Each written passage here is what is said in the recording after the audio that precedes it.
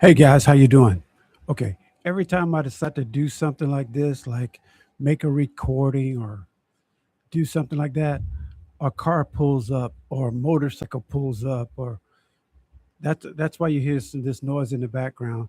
The lighting inside my apartment this time, where I'm at, the lighting is horrible. It's that that old middle school lighting, like elementary, middle school lighting back in the day.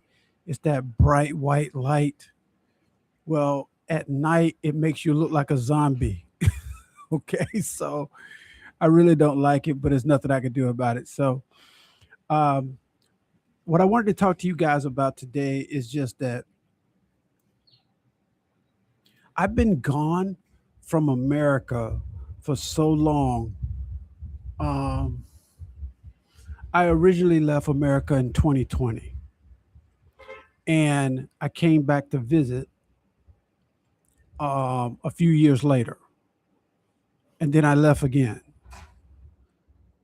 Um, and the thought has occurred to me, here comes another car. The thought has occurred to me that things are way different now. It's 2026, okay? And it might be 2027 before I come back to America, who knows? But from what I'm seeing online, things are so expensive. And I'm concerned about it because, you know, when I left America, things were reasonable. They weren't super expensive. But since COVID hit and everything after that, now the last time I was there in America, prices were higher. They were. They were getting higher. Then maybe about a year later into this travel that I'm on now, prices have gone way up. And now they're even worse. They're not getting better. And it's concerning because it's just a different world. And things aren't as expensive out in the rest of the world, as it is in America. There are certain places you can go, and the prices are pretty comparative to America, and the rest of the world think that's super expensive, like Singapore, like Dubai, like Hawaii. Yeah, Hawaii is in America, but like Hawaii, like and even Ghana. Ghana's pricey. There are certain places that are pricey. The islands, the Caribbean, is pricey. Okay, most people only go there for a week or two for vacation. But if you try to live in the Caribbean, you start figuring out it's very, very expensive. Right away, you start seeing this. You have vacation prices all the time, so it's very expensive. But America right now is like vacation prices all the time, and that's weird, right? For regular people, because now you have vacation prices and you're not on a vacation. Okay, you understand? I'm not making fun of people. I'm just saying that's real. Is that I looked, I didn't look. My wife told me the other day, she said, "Can you believe how expensive what was it? The milk, the powdered milk for babies, formula, the baby formula." She said, "Do you know how much that costs now?" And I said, "No, my kids are adults. I don't know how much that stuff costs anymore. I'm out of touch. I don't know what that is." She said that the baby formula, the little powder cans, that come in the little cans, look like a coffee can, but you scoop the powder out and make the milk for the babies, 60 to $67 a can. What? Who can afford that? If you have a kid and you got to buy that stuff all the time for a while, that's expensive, man. For one product, you go to the grocery store and you get one product. Here he comes with the motorcycle. Damn. Okay. You go to the store to buy your groceries, right? To get your stuff for the week or whatever. And You have to buy one product that costs $60. And if you've got a baby, you probably got to buy two of them. That's $120. And I know to some of us, that's, you know, maybe that's nothing. You make good money. Maybe that's nothing, right? But I've been looking at the gas prices. Now, fortunately for me, I'm traveling. Everywhere I go, somebody takes me in a car. I can call an Uber or taxi or call a motorcycle bike to take me where I'm going to go, or I walk. But I'm not paying for gas. Not like keeping my eyes on it, paying for gas. I'm not used to that life anymore. When I go to America, I'm going to have to pay for gas. Okay. 'Cause you need a car for everything. So when I go to America, I'm going to have to pay. Oh, that's the other thing. When I go to America, because I'm not going to stay there that long and I'll just be there visiting family and seeing people, I'll have to rent a car. Do you know how much it costs to rent a car? It's almost like buying a car all over again. It's expensive, man. And it makes me think, hey, man, we need to buy a used car to get around and then sell it before we leave. I know that sounds ridiculous, but I might have to do something like that because the rental prices are as expensive as almost buying a new car. It's ridiculous. But that's America. Man, I'm going to tell you something. We do things in America so backwards, man. We really do. And the thing is, we don't pay attention to it because we think it's normal. We think everybody in the world is doing what we're doing, and they're not. We think it's normal. And we're paying out the yin yang for everything. Everything. It's really insane. It's really insane because prices have almost doubled since I lived there. And that's been 6 years. 6 years ago, I lived in America. Like I was living there, working there. I had my business there, everything. But prices have almost doubled. It's concerning. And not just for me, but I'm just thinking about the community. How are people making it? And I read now I'm out of touch. So if I'm not stepping on any toes and I'm not trying to hurt anybody. Okay. But I read that some people are having to take their credit cards to buy groceries. And they're not just doing it for points, man. They're doing it because they need to make ends meet to the end of the month. I can't imagine that. That sounds horrible to me.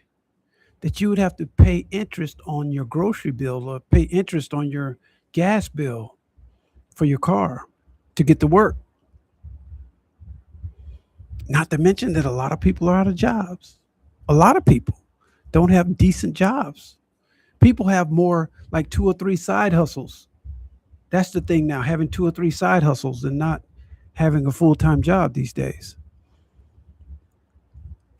And I'm not saying that's bad. That might be a good thing. That might be a good thing. That might be the way to go. Um, but I wasn't used to that when I left America. Things have changed.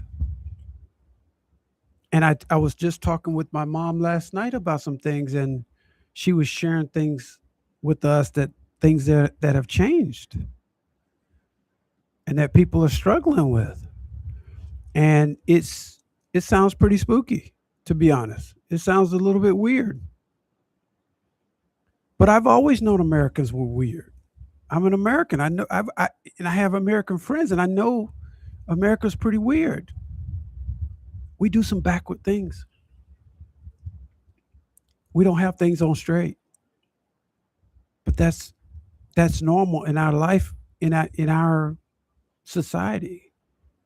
We don't necessarily do things the right way, and then when somebody tell us we're not doing something the right way, we get mad about it. When we challenge something and say, "Hey, I think we could do this better," They don't say, "Oh, well, what can we do?" They don't do that anymore. When we challenge someone and say, "Hey, we could do something better," nowadays they get offended. What do you mean we could do it better? Well, the grocery prices could be cheaper. How? How could they be cheaper? And why should they be cheaper? You just need to make more money. They'll say something like that. They'll say, if you don't like it, you can leave. If you don't like the country, you can leave. They'll say something like that. In other words, they're not looking to solve a problem. They're just saying, if you don't like how the problem is, you can leave the country. I don't get it.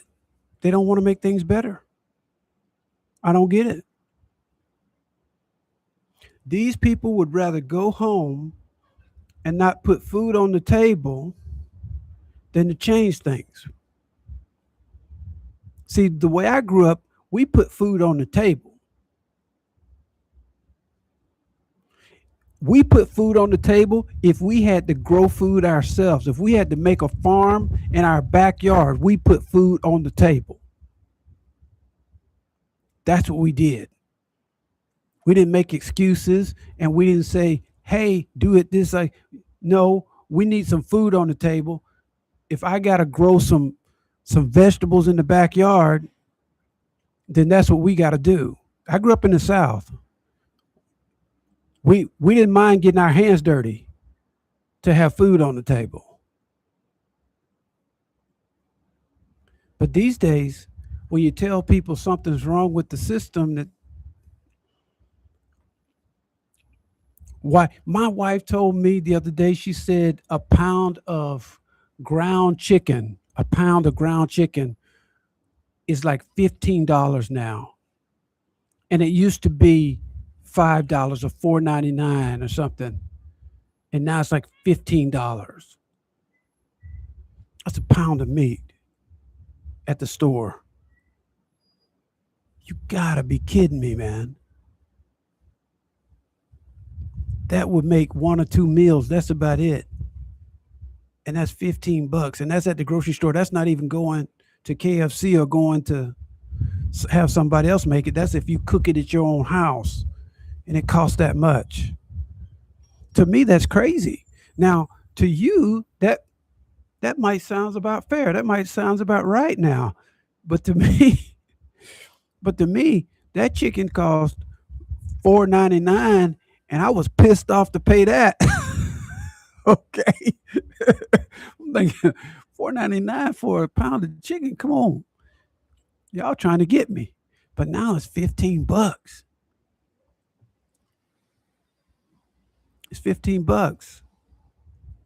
You know. So I feel sorry for the people right now who got kids and they gotta feed the family and they gotta pay the bills and they gotta buy toilet paper and toiletries and all the stuff that goes along with that. And then they leave the store and they spend a couple of $100 and they didn't really get anything.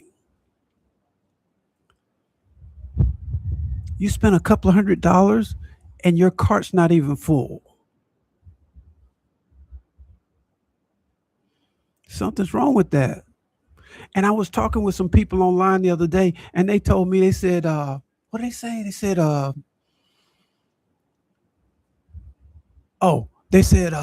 it's supply and demand. You know, like they used to tell us in school, it's supply and demand. Everybody wants it, so it's more expensive. That is BS. What it really is price gouging. These are prices that hit around COVID time when we were in a crisis and the prices never went back down.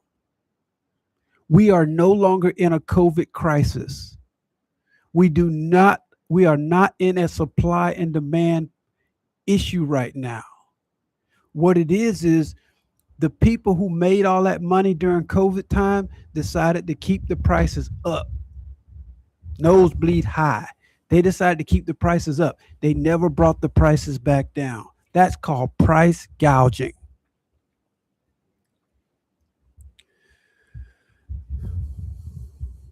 And that's what's going on. And people think it's normal, and it's not. It's not normal.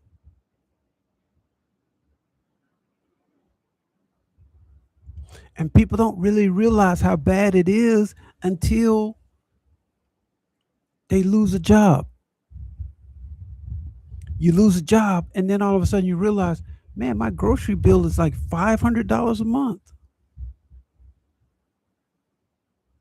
My gas bill for my car is $400 a month.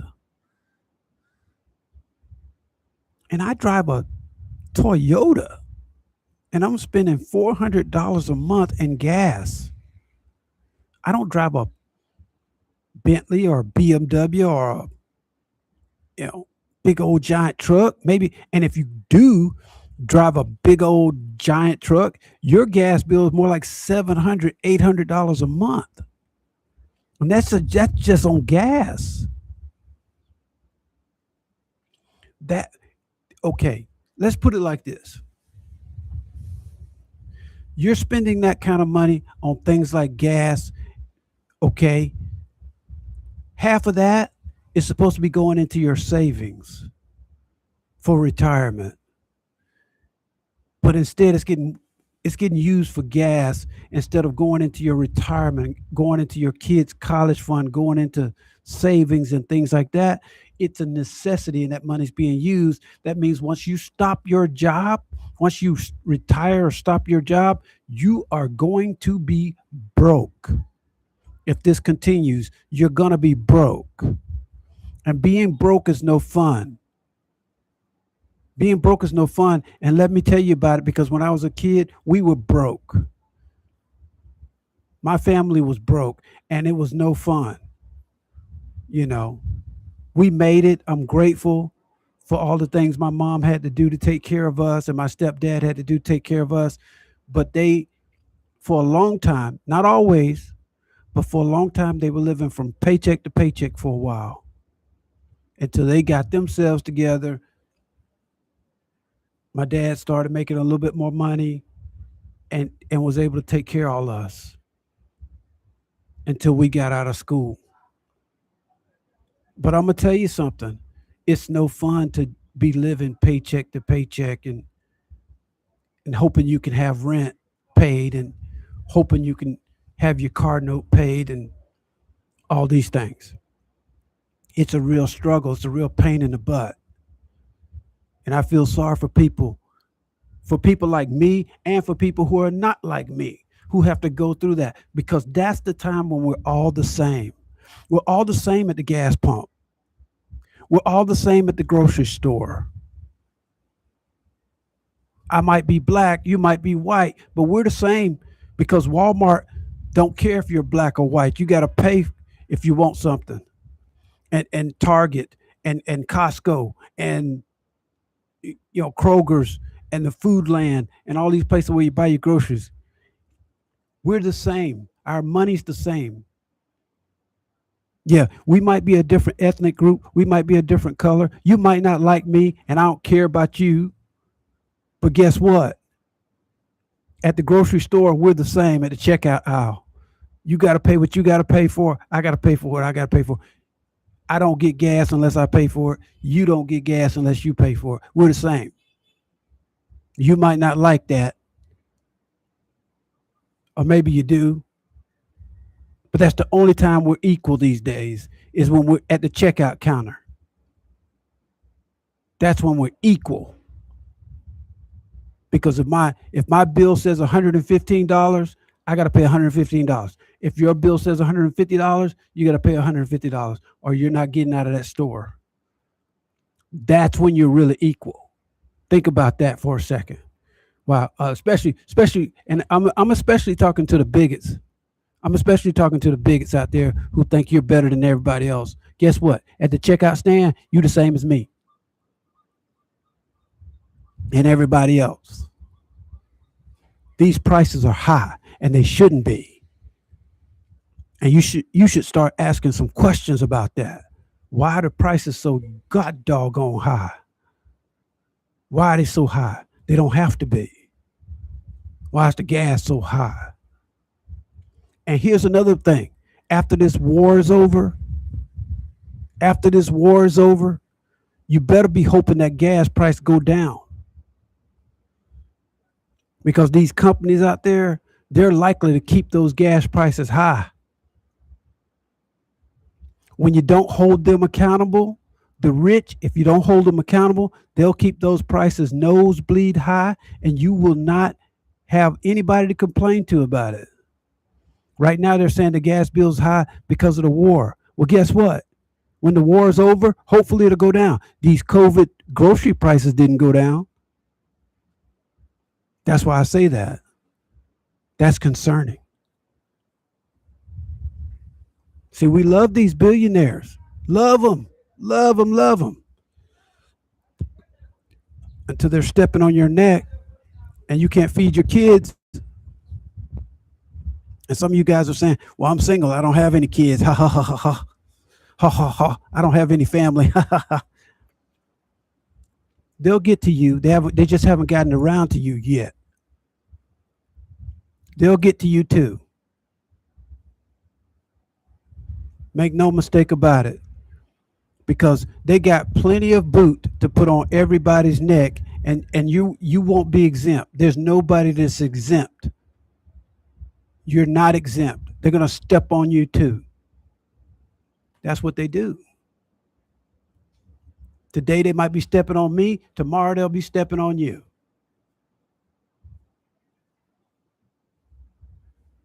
Y'all better start asking these people some questions. Why these groceries so high? Why that gas bill so high? Why that electric bill so high? Why this rent so high?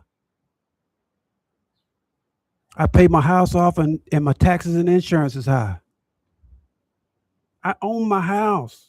Why am I paying high taxes and insurance? Ask the questions. You might get an answer. You don't ask the questions, they're going to keep on charging you. Why do you think so many people in California are homeless? They own their houses. The tax man rent them out. So now they're homeless. You're talking about $1 million homes. Tax man ran them off, took the house, took everything they paid for, and they're on the street in tent houses in California. These aren't bad people. It's the system. And guess what? Whether you like it or not, you're a part of the system. So try to be part of the solution. How about trying to be part of the solution, since they're going to step on your neck the same way they're going to step on mine?